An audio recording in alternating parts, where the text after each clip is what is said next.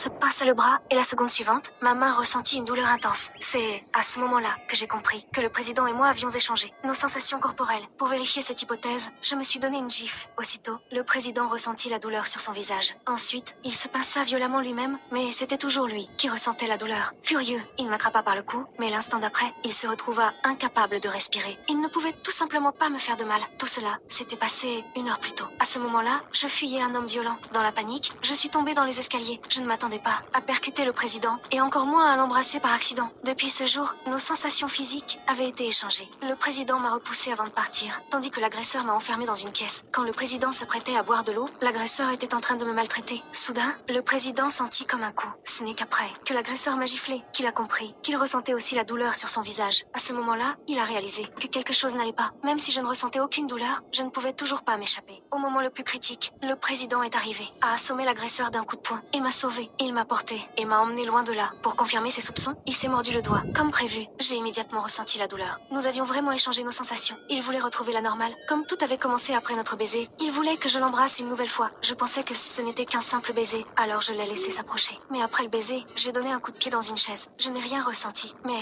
le président s'est plié de douleur. Cette méthode avait donc échoué. Je voulais rentrer chez moi. Mais le président refusait de me laisser partir. Il disait qu'avant de retrouver la normale, il ne pouvait pas me perdre de vue. Alors, je lui ai mordu la main de toutes mes forces et j'ai réussi à me libérer. Je lui ai dit que je pouvais prendre soin de moi-même. Puis je suis partie. Et finalement, le président n'a pas réussi à me retenir.